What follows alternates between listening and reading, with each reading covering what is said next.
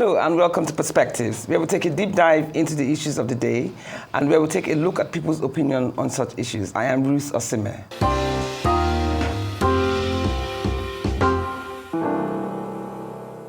Most times, sensational news, especially when scandalous, always grabs headlines, pushing other stories to the back burner.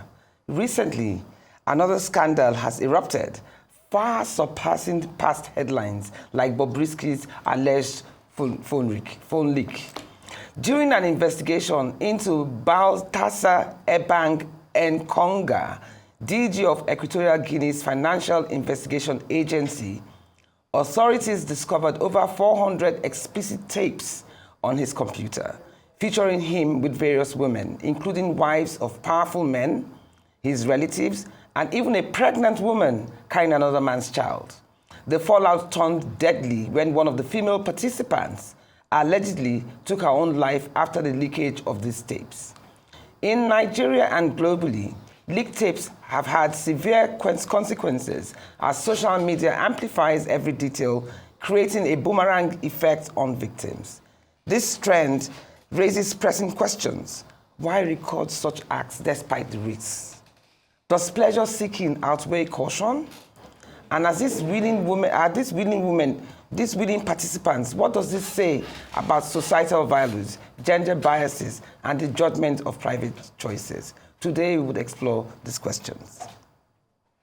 We are heading for a short break, but stay with us because the discourse will be properly introduced in a moment with our distinguished guests.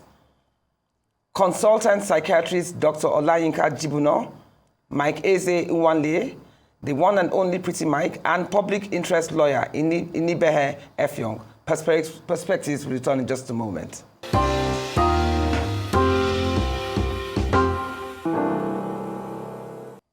Let's quickly meet our guests, starting with Dr. Olayinka Jibunor, popularly called Dr. Jibs, who is a consultant psychiatrist and mental health advocate.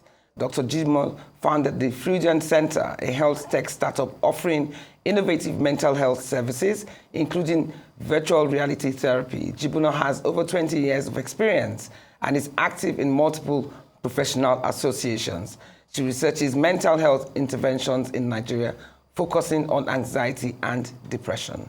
Also on board is Mike Eze Nwanle, widely known as Pretty Mike, an entrepreneur, nightlife influencer, and co-owner of several entertainment ventures, including Proxy Lagos. He's active in real estate and has endorsement deals with Leisure Court and Remy Martin.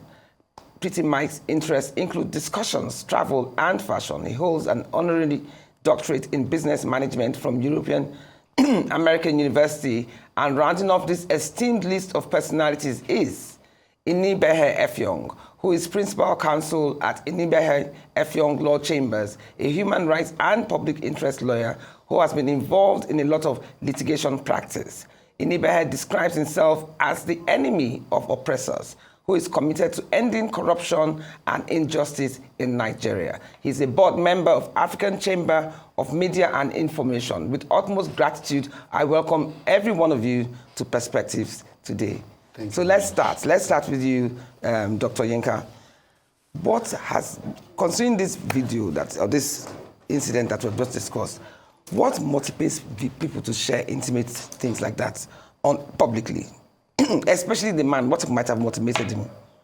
So we have to be mindful of the fact that we're in the digital age. You know, whatever has occurred, whatever we saw online, of course, has been going on for years, but people just don't digitalize it. So it's because we're now in the global era, globalization, digitalization, and that's why stuff like that happens. Now, what we see is what we call voyeurism. In mental health, we call it voyeurism. And in the past, before digital age, it was called the peeping Tom disorder, which is when people will peep and watch other people having sexual acts without their consent. But now, because of the digital age, we're now, with the advent of pornography as well, because people now have opportunity to watch pornographic content online at will, at their own will, you know, that has taken the concept of peeping Tom from just the keyhole or just watching someone taking a bath to something you can watch from the comfort of your phone But to willingly participate, knowing So now, the risk of now being with leaked exposure outside. so I'm trying to show you a trend. So from exposure to pornography now, then it transitions to you now being the star in your own pornographic content, which was clearly what was going on with this person. It was almost like he was the star of his own show. You know, some fantasy he had been trying to enact for so many years and now had the opportunity. With power comes opportunity, you know, and he had the opportunity and he was happy to let it go. So before coming on this show, I hadn't watched the videos, but when you said we had to discuss it, I then had to go and look at the videos and see, Interesting. and see what was going Exactly. on. And what struck me in the videos was that he was more interested in looking good. If you go back and look at and it, more so he his was own more pleasure, not the pleasure of interested the in woman. looking good for the camera. So it was more focused on the camera, not necessarily the act itself. So it just shows you that he was enacting some fantasies that he's had, you know, certain things he's always wanted to do 400 times. and watch himself Really, watch 400 himself do times. it, which we call fetishism or voyeurism. There's so many in mental health they call paraphilias. So that was his focus, you know, getting himself enacting some fantasies that he has and making sure that they came Let me get to reality. you, Yeah. Pretty Mike. You know, in these things, there have been different types of judgments. Okay, maybe the women were, you know, under an influence, blah, blah, blah. But the truth of the matter is, the women were just as active in these videos as the men. So what does this say about biased societal judgment? Thinking that it's more about the man than the woman? Well, honestly speaking, I had a different perspective coming on this show. I spoke out, I lashed out against the man heavily. But there's a new turn in this whole thing. For some of you that don't know, there are sex tapes of his wife. Are you serious? Yes, yes. The wife with other men or With him other and his men. wife This together? same lady we were all feeling pity for and thinking, oh, hope he doesn't come home and give her disease and all that kind of stuff. Are you serious? I think it's the problem here. I think it is us that's getting it wrong. It's their thing, because the wife has tapes now with other men, and in fact, I'm hearing that there's another tape that shows him involved, the wife involved, and other people, and they're just passing themselves around. So, I think the fault here is ours. We thinking or trying to judge them with their own thing. A society where husbands are allowed to sleep with other wives and wives are allowed to sleep with husbands. But I even hear that they have such rendezvous in Lagos here. Anyway. No, Lagos here is heavy. Or Nigeria, basically. Magodo is their headquarters in Lagos. Are you serious? Yes. Where? Yes. Magodo. Why have you been there? How do you know?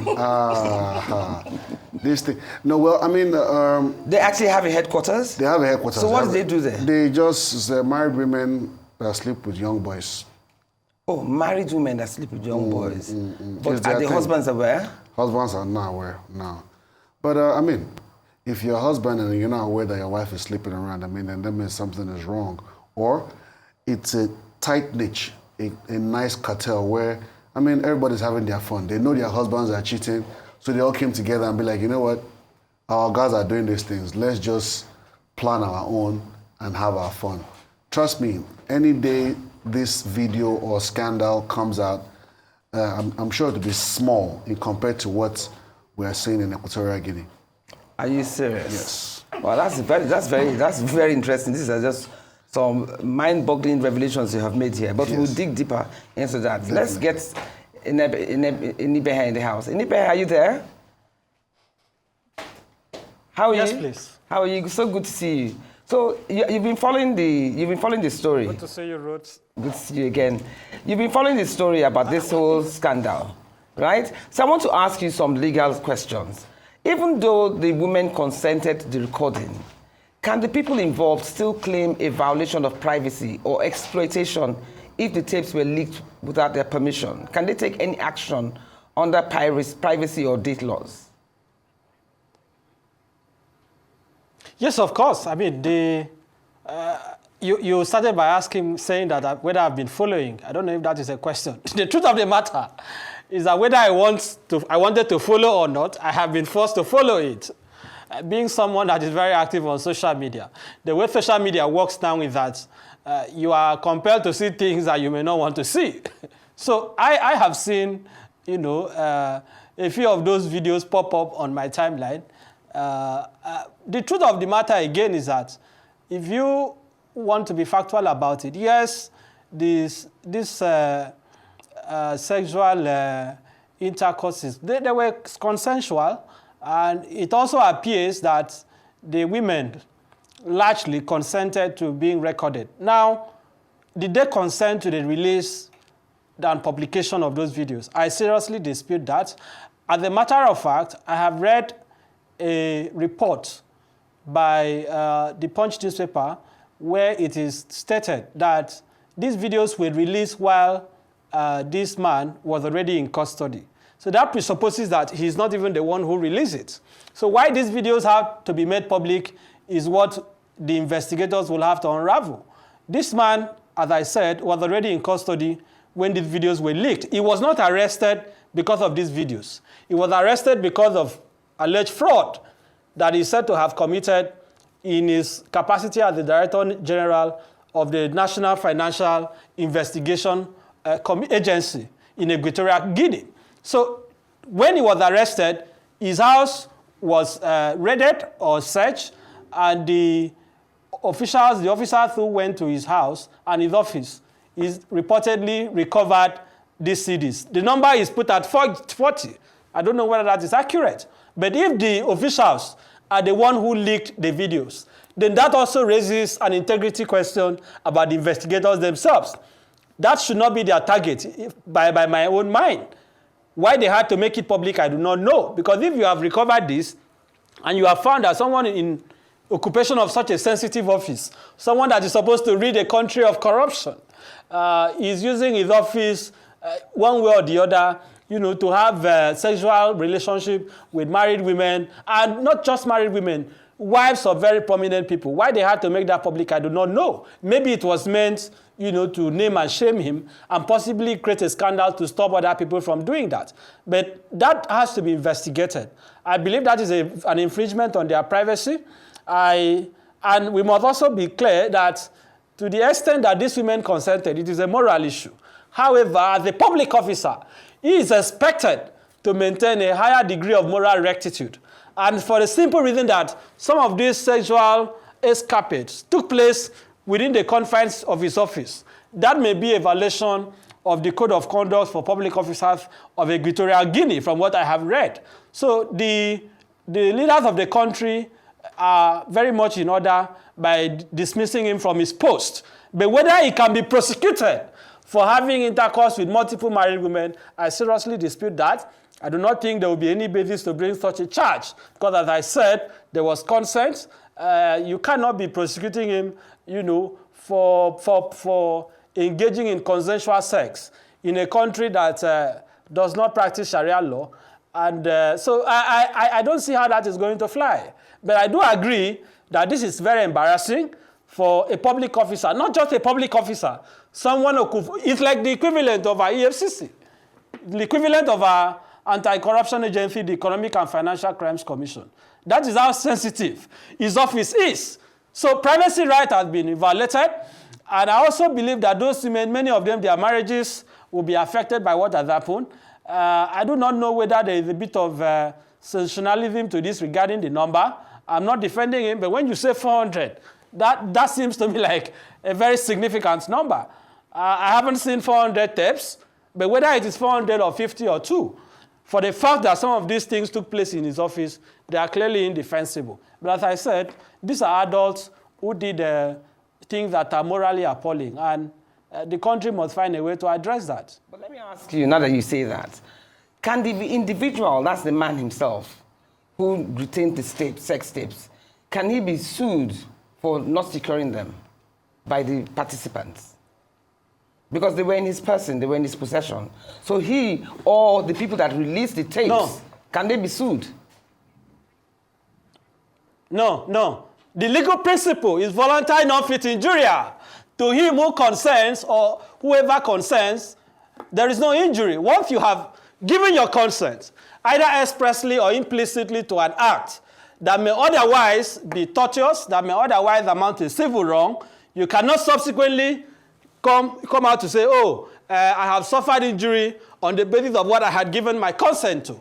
So those women may not be able to maintain an action in law for the fact that those videos went public, particularly particularly because they will not succeed if it is actually correct as reported that those videos were published while he was in custody. So you cannot hold him liable or responsible for the leaks when he's not the one who released them. To the extent that they consented to those videos being recorded, and to the extent that the sexual intercourse were consensual, the women may not succeed in pursuing any legal action against the man. Consent is very important. And that is what really makes a distinction. That is where the distinction is drawn in law between rape and what is not rape. Because rape is a non-voluntary sexual intercourse. Once consent is absent, either due to use of force or due influence or misrepresentation as to the nature of the act, then once those ingredients are not present, it was consensual. So they cannot say they were raped. They cannot say they were recorded against their consent. But if you see some of the clips, like I said, that I have also been forced to see because they jump on my timeline and I had to understand what we are talking about to be able to come on this program. Some of the women were looking at the records and they were smiling. They seemed quite excited about it. So will the same people now go to court to say, oh yes, I took part in the sex voluntarily, I consented to be recorded, and I'm not happy that my record has come public, when indeed it did not come public because of the action of the man who they had the sexual intercourse with. Okay. Thank you so much, Inibehe. Let me get back to the studio. Don't go anywhere soon. Honestly, sorry to interrupt you guys, Go ahead. but one of my prayers after I've seen this mass escapade is that the Lord should give me his kind of strength. Because honestly speaking, In terms of performance, or his performance is explicit. And I personally don't have that kind of strength. I need to have that kind of strength. Because, I think there's an Ojoro here somewhere where they give some men the strength and don't give some men the strength. 400 times. so you are focusing on the strengths, not so much the acts. I need the strength and the acts, all of them. But let me ask, now that I'm even back with you, some people might say that he might have used something on these women to make them participate willingly. So I want to ask both of you, what do you think he would have said to coerce them, to convince them to take part in this act? Because some of these men are married women. I believe we have to be mindful of the setting in which it has occurred. In the office. It's Equatorial Guinea, which is an authoritarian society. I believe the president has been president for over 30 years or 40 years. When you've been raised and you live in an authoritarian society, there's a certain mindset, because such societies are very patriarchal and there's often a power imbalance. So we have to be mindful of the fact that there will be an underlying power imbalance in this scenario. Yes, it looks like they consented on camera. They did, doesn't it? But there could have been coercion, silent coercion. What if some of these women were his staff? What if he had some level of influence over certain decisions or certain things, and that led to what we're seeing? So when we say consent can be informal or formal. When the lawyer said they consented, was it formal consent? And then did they also consent to, when you signed consent, was there a clause there that said the information was going to be guarded safely? I think was that part of it? Was that what they consented to? Was that what they consented to? No, but my point is, but the fact that could it be alcohol? Some people even said it might even be spiritual. Yeah, some said it's Some said it might be financial. I think it was just pure fun. For 400 women to willingly agree, or 400 tapes? The man has He must be very persuasive. Yes, I think, like I said, his office, when we think of the environment, Equatorial Guinea, it's a small country where maybe few of these men have this kind of influence, and he was probably one of them. I mean, if you look at him, obviously he looks like a good-looking man to their standard, and then of course maybe had a level of wealth, and obviously had a way to sway himself around women. Because we're to convince married women, even some that were pregnant, to have an intercourse with them. And film it. Yes, and I got to say that some of our husbands that are married that have not been performing as much as in the bedroom, obviously now they have a wake-up call. Yes, they need to step it up. But are there places around that do this kind of things? Where you just mentioned that, No. It's big in Lagos for a fact that I know. It's big in Lagos. I know of some people, I know of some areas. Like when a woman wants to get sexually satisfied, she knows where to go to? I even know of some high-profile ladies that that are married and enjoy these kind of explicit acts. Are you serious? Yes. But they don't record, hopefully not. No, they don't record. And if they do record, it's one of those you record and delete it immediately. Because I'll tell you something about recording your sexual act. There's a thing about going back to look at it, about your moves and your angles. Is that the thrill? Is that where the thrill is? I think there's a thrill to it. But we're in a society where we've seen leaked sex tapes leaked. And some of them have been here that they're even planted. Exactly. But at the end of the day, it's a moral thing for me. Yeah. There are some things that should be done, there are some things that should have been done. But who are we to judge? If that's how they do their thing in Equatorial Guinea, big ups to you guys in Equatorial, and our big passos. You guys are the African giants in this department. Yes. So, yeah. But it's sad because sometimes I wonder, because we've also heard of incidents where sexual tapes have been released here in Nigeria. Yeah. And how does anybody overcome such scandal? I have quite a number of female friends that I mentor, and I hear these things all the time. Either your boyfriend trying to release your nudes, and I just tell them, How do you overcome this? mentally, just forget it, because if it's out there, it's out there. If you think, we've had some celebrities that we've seen their sex. I can clearly ask you guys now. Don't call names. Please. No. What happened? It's gone. At that moment, oh my God, yes, and then what? It's gone. Same thing with several celebrities over the years, worldwide, that their nudes or sex tapes have leaked. So I try to encourage my so-called friends, especially the female ones, don't let it get to you. If it has gotten to the point where you couldn't control it, and sometimes you have guys trying to extort money from them and mentally and emotionally control them, I said, let it go, let it out. Yeah, your parents might, of course, you're ashamed, and your kids or whatever, but you know what? It will come, it will pass. It's a mental thing, and it's not going to kill you. Okay, that's true. But speaking of not going to kill us, we did hear of one of the women that committed suicide, Dr. Yinka. So psychologically, what kind of effects can it have on women mentally? Because this woman committed suicide. She was one of the guests. So it's what she did, was it out of character? I totally agree with what he said. There are different kinds of people in terms of mental strength. Some people might look strong on the outside, but on the inside they're not as strong. Resilience plays a big role.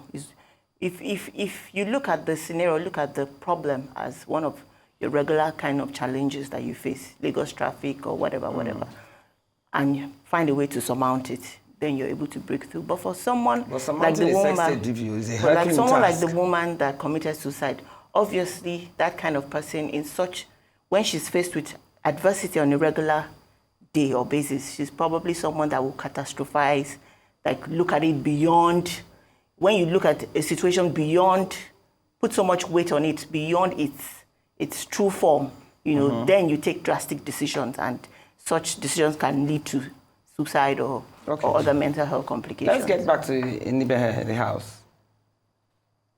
Are you there? Okay.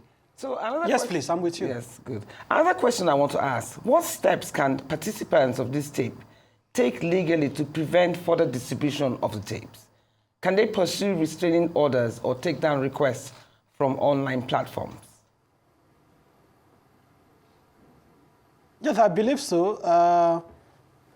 As I said, the challenge, however, is that so much water has already gone under the bridge. The video has not only circulated in Equatorial Guinea, it has become a trending issue in many parts of the globe. That is why even in Nigeria, if you check social media now, it is what everyone is talking about. And that is why we are even having this conversation. So I doubt if there is much that the law can do. Like we say, the maxim is lex non cogit ad impossibilia. The law does not compel the performance of the impossible. The videos have gone out, they are there, but if there are specific accounts or individuals that are known to be releasing those steps, there is a possibility that they may get, some restraining order or a cease and desist letter mandating them to cease from further distribution or circulation of those tapes. Now, there's a question that you ask Pretty Mike, whose comments I find quite interesting, where he said that the best way to handle those for victims or women that are being threatened with leaks is basically to act indifferent. I agree to an extent because over the last few years, I've been involved in a few of those cases where women have approached me, and even men, I'm telling you, to say that they are being blackmailed, they are being threatened, that their tapes are going to be released. And my first response is always, don't give in to the demand. Blackmailers are insatiable.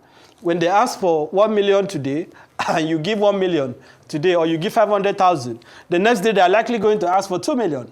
Most blackmailers are insatiable, so don't give in to the demand. The moment the threats are coming in, you could play along, get them to feel comfortable, give them hope, and then set the law in motion to go after them. Because in Nigeria, under the Cyber Crimes Act, particularly Section 424 as amended, release or publication or sending pornographic material through a computer is an offense punishable with imprisonment of up to 3 years. So if someone is threatening you that he or she is going to release your pornographic material, you are not without remedy. You can't set the law in motion. You can't get the complaint to the police. But first, talk to a lawyer to advise you on how to go about it, and then get the culprits arrested. Don't give in. The moment you start giving in, they will continue to demand. In fact, the last of that case that I was privy to a few months ago, when they started threatening the lady, she kept even sending more pornographic material to the person who was blackmailing her. So the person now had even more pornographic content. At the end of the day, she could not have the money to give, and the things were released. And unfortunately, she was not able to track those persons. So don't give in to blackmailers. You must take a very firm position. Now, we must also agree that we are living in a situation or a society where people are free moral, human beings are free moral agents, right? So there is a limit to which government can interfere in private matters of this nature. Why this one is particularly of interest and why it is worthy of a conversation here is that, number one, the person involved is occupying not just a public office, but a sensitive office. And that is what I want to respond, to some extent agree in part, to what the female panelist in Abuja has said. That, yes, they were consensual, but I believe the investigation should be done to unravel whether these women may have even themselves, some of them, been blackmailed to consent. It is possible the consent was obtained under duress. What I mean is that this man was the Director General of the National Financial Investigation Agency. Is it possible that some of these women are occupying public offices and he had found evidence of corruption or fraud against them and they were under investigation, and he now made it as a condition for stopping those investigations that they should have intercourse with him? Is it possible that some of their spouses were also under investigation? These are questions that I expect the government of Equatorial Guinea to answer. Regarding the comments of Pretty Mike that the man has this sexual prowess, I don't want to dabble into that as a lawyer. I think Pretty Mike is in a better position to speak about those matters because as an entertainer, he knows quite a lot about the mindset of people in that regard. But I don't want to dabble into that. But I agree with him. I agree with him to the extent that some of these things are things that we cannot control. And I don't want anybody to play holier than thou, right? That, this is an isolated case. The only reason why we are talking about this is that his own case has gone public. His own case has gone public. A lot of things are happening under the cover of darkness that people do not know about. Pretty Mike, what do you have to add to that? No, I just wanted to, I like the point where he's coming from in terms of legality and all that. Mm-hmm. But, like I said, as of this morning, there's a serious twist to this whole investigation where it has not just been about whether something is wrong, but I'm believing is a thing of culture. It's their thing. And you know what? Let's go. We're going on a break now. So we'll come back and continue this discussion. So don't go anywhere soon. We'll be right back with you on Perspective. See you soon.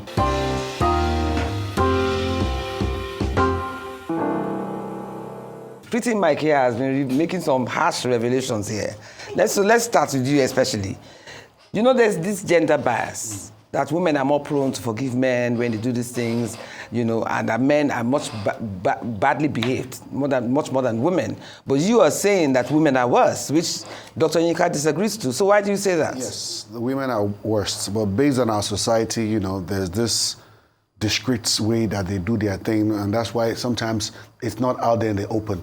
But I can tell you for a fact that women have a higher tendency or even a higher rate to cheat than men. Isn't that a bit much? Nigerian men are legendary with their cheating. See, that's because theirs is being done in the open, so you can clearly see it.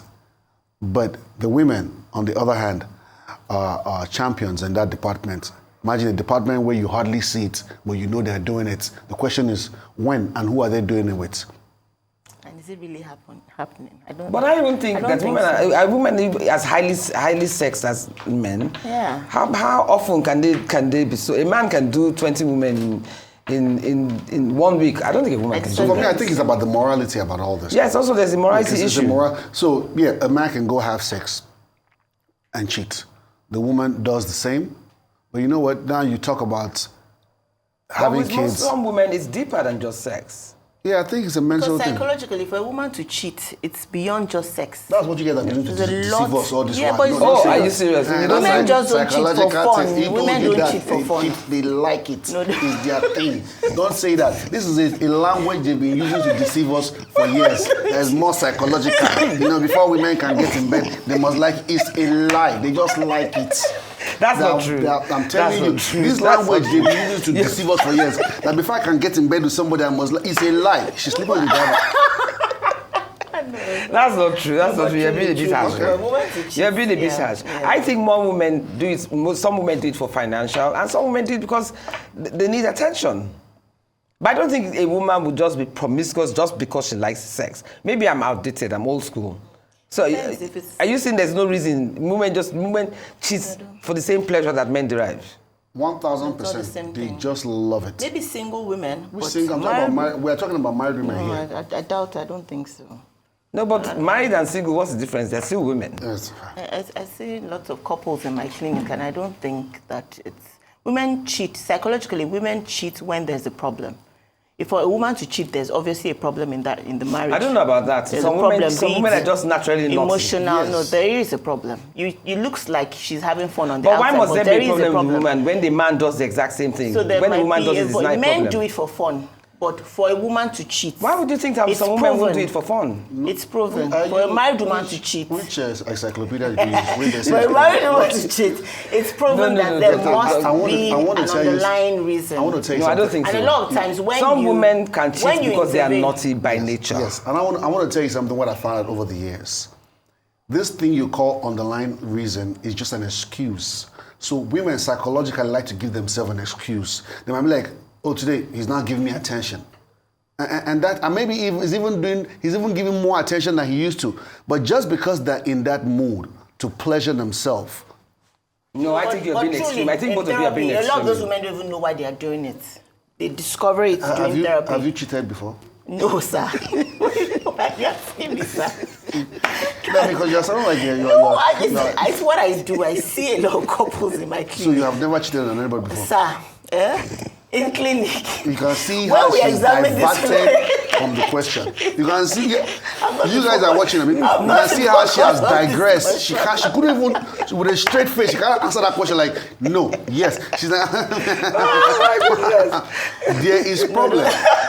No, don't say Maybe that. not now, maybe before, I'm not maybe the when fo- you no, are I'm much not younger. the focus of discussion. I didn't say you are. I just Yeah, asked but a you're question. asking that. You're making it personalizing that's it wrong, now. That's wrong. Mr. Okay, I should not. You can see other That's excuse. wrong. No, that's wrong. You can't ask me that kind of question. No, but I don't It's- believe. I don't believe. I might not even be sexually active. So, Oh, okay. yeah. That's So another you don't angle. even know. That's why the answer should not be no. No, I don't. No, but I don't believe I'm the that subject women of discussion. cheat just for the sake of cheating. Yeah. Like Dr. Yinka said, some of them cheat because they're not being given the attention that they need, or they're sexually starved by their partners. Right, right. At the Vice same versa, time, vice versa with men. It is also with same thing with men. please, men I don't have need that much excuse to cheat. no. Please. I have also had friends, male friends, that said, you know what, I'm not getting enough at home. Let's agree to that. But that Or happens. that says that their sex drive is not as much as their wife's. Or sometimes I've also seen a scenario where when she's pregnant or after she's given birth, her Okay. sexual drive Yeah. has reduced. So there are so many reasons for men wanting to sometimes go outside. Of course, you cannot take permission from your wife to say, you know what, since you've had 2 kids now, you don't feel like doing it like you should do before. Let me go outside. But these things, people just don't want to talk about it. They don't want to discuss it. They rather just go about it. Because you got to ask your wife permission.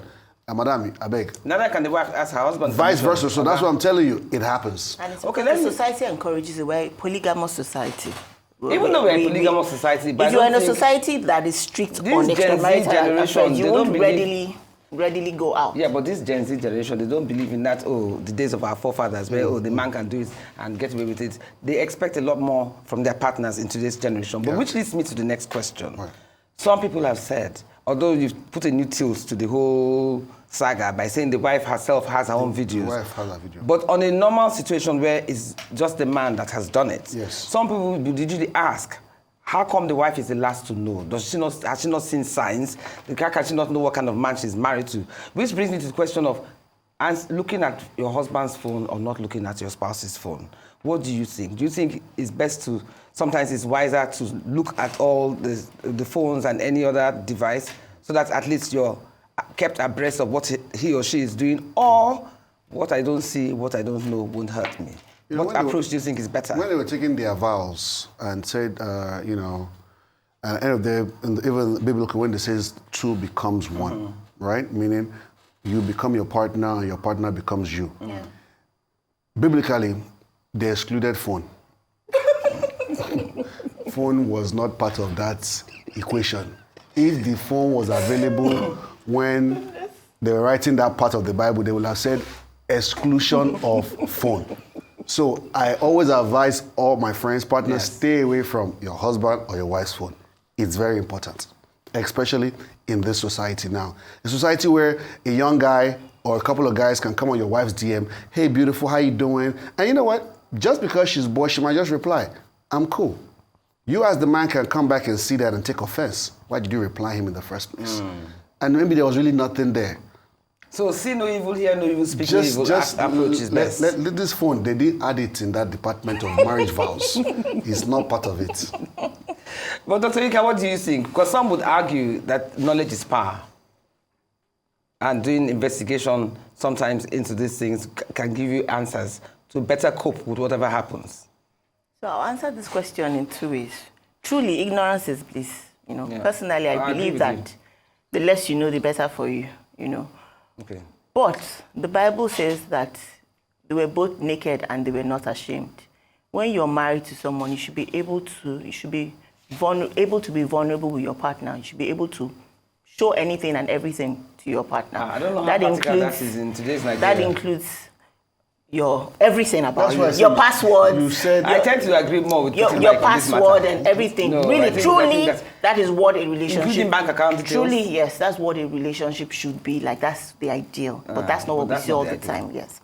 Now, to protect your peace, I would say there's certain things you can ignore because I work in mental health. I've seen a lot of women on admission that were brought there because of the psychological trauma they gave themselves. From their husband's escapade, exactly, self-inflicted. You're not the wife's escapade. The husband's escapade. So truly, women that learn to look away certain times are happier. Okay, let's include Inibehe. Inibehe, are you there?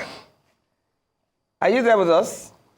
Of course, I'm enjoying the comments by Pretty Mike. I've been laughing so hard. I've been laughing so hard over here. Okay, we don't need to ask you if you've been faithful to your partner. Don't worry, we won't ask you that. But let me ask you again another legal question. Are there any legal actions relative of participants can take if the leak has negatively impacted their employment due to this reputational harm? Because nobody's talking about the loved ones. Nobody's talking about the husbands of the participants. So this affects them in their workplace. Are there any illegal actions they can take towards it? No, let me even mention this to you. If this were to be in Nigeria, I'm not sure if many people are aware that if you file an application, or a petition rather, for dissolution of marriage, that is a divorce petition, on the basis that your partner has committed adultery, that is a solid ground. But guess what? The court can actually decline that petition. The court can refuse that petition for dissolution if it is shown that the petitioner had condoned the conduct of the respondents. So condonation is one of the defenses to a petition for dissolution of marriage that is premised on this kind of conduct. That is very important to say that the revelation that has come to light, because even as I'm here, people are messaging me to say that truly the wife's video is also out there. In fact, from one of the descriptions I saw, she was overtly so excited in the video that is said to be in circulation. So if truly both of them are involved in this and both of them are aware, that would not be, I'm not sure they can succeed if any of them were to go to court to seek dissolution of their marriage. Now, can the spouse of the women who are caught in this video, can their husbands file an action because they have been mentally impacted because of the psychological torture or trauma, or because their work and occupation has been impacted negatively? I doubt. However, in Nigeria, for example, if you bring a petition for the dissolution of marriage on the basis of adultery, the law requires that you should join a person known as the co-respondent. The co-respondent is the person that the respondent, that is the person that is sued by the petitioner for dissolution, had the sex or the intercourse with. So normally, if Mr. A is the petitioner and the wife is the respondent, and Mr. A is alleging that the wife was involved in a extramarital affair, when Mr. A is filing his petition, he's not just going to sue the wife, he must also sue the partner of the wife that the wife is having a extramarital affair with. And the petitioner has the right to seek monetary compensation for the damages that he has suffered, injury he has suffered on account of that extramarital affair. I believe that similar legal requirements exist in Equatorial Guinea. That principle should also exist generally. So, but whether that can affect, or give rise to a cause of action to sue on the basis that their employment is impacted, I don't think any spouse of these women will be fired. On the contrary, they are likely to be perceived as victims of what has happened. Because on what basis will you be sacking them? I don't see any basis for that, except it is shown, as I indicated earlier, that maybe if one or two of them may have gotten into this act on the basis of blackmail in order to shield the spouse from investigation that this very active man, in quotes, was engaging in. So there is a limit. I want to remind us that the law can interfere in this matter. And that is why the government is focused, the government of Equatorial Guinea is focusing more on the allegation of fraud against him. Can I ask you another question concerning this? Can the husbands of the wives sue the man for moral misconduct, or does the law only apply to criminal behavior? No, I don't see how that kind of action will succeed because the wife consented. But if a petition were to be brought, as I said, if the husband of the women, the spouses of these women were to sue their wife for dissolution of their marriage, because, that is certainly going to happen in some of the cases. There is no way those women, some of those women at least, will not lose their marriages. So if they decide to take the matter to court, I strongly believe that the very agile man may have to pay damages for the emotional distress that the husbands of these women have suffered. That is what I expect the principle of law to be. Because in Nigeria, that is certainly going to be the case. And from the some research I have done, there seems to be similar principle under the laws of Equatorial Guinea. But let us not lose sight of the point that these sexual encounters were largely substantially consensual. Once consent is present, the law takes the back seat. Because these are adults, none of the women is a minor. If minors are involved, the state will have automatic rights to sue, because once the minor is involved, the requirement of consent does not exist. Consent becomes irrelevant once a minor is involved. But these are adults, grown up. They have reached the age of consent, like we lawyers will say. They had given their consent, not only to the intercourse, but also to being recorded. So I don't expect any of them to go to court, on this. What worries me, even though Pretty Mike has, a higher capacity to comment on that because he knows a lot about social issues. What I don't understand is how this man was able to convince or, persuade some of these women from the profile that we have seen. Some of them are married to very influential people. I don't believe in witchcraft, and the law doesn't subscribe to witchcraft. So the insinuation that, maybe he's using juju on them or charm, that cannot hold up in any court of law. You cannot go to court and say, he was using diabolical powers of me. That will not be countenance under the 21st century legal system across the world. So witchcraft cannot be an explanation. Diabolical powers cannot be an explanation for what has happened. What we can speak to is the science that is verifiable, which is that adults participated in this. Because if it was diabolical power that the man used, was it the diabolical power that made the women to be smiling the way they were doing, to look so excited? Did the witchcraft power also, make them to be very receptive of what was happening? So I don't want to get very salacious about the conversation, but the truth is that they participated actively in what happened. And as I stated, the principle of law remains voluntary non-fit injuria. The person that consents cannot say that he has suffered injury. Thank you so much. Thank you so much. I just wanted to, sorry to cut you. Get back to you. I wanted to commend our Attorney General, or our Attorney at Law, our friend here. Sir, I appreciate your investigative department. While we're here discussing this very matter, you were obviously getting an updated video of the wife having explicit behavior. If I will share my WhatsApp number with you so you can send me what you have so I can investigate with you too. Thank you. Okay.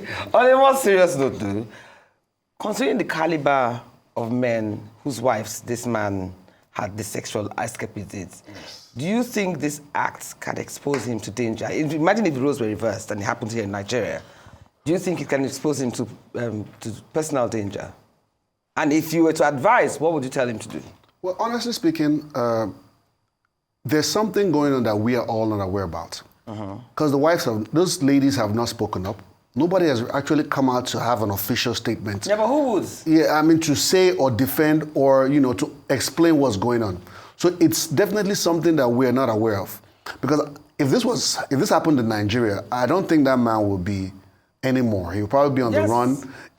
So there's something that's culturally acceptable. Right, that we are not. I don't know about it being culturally acceptable. Not the video part, but maybe the act itself. But do you expect any of the women to even come out and make any statements? Well, they were already shown as willing partners. Yeah, so what can they really say? They are, like I said, someone should have, out of the multitude of number, someone will have taken the courage to say something. And maybe that's why we've not heard anything from the wife. The man's wife himself, maybe because she knew she was also part of this escapade.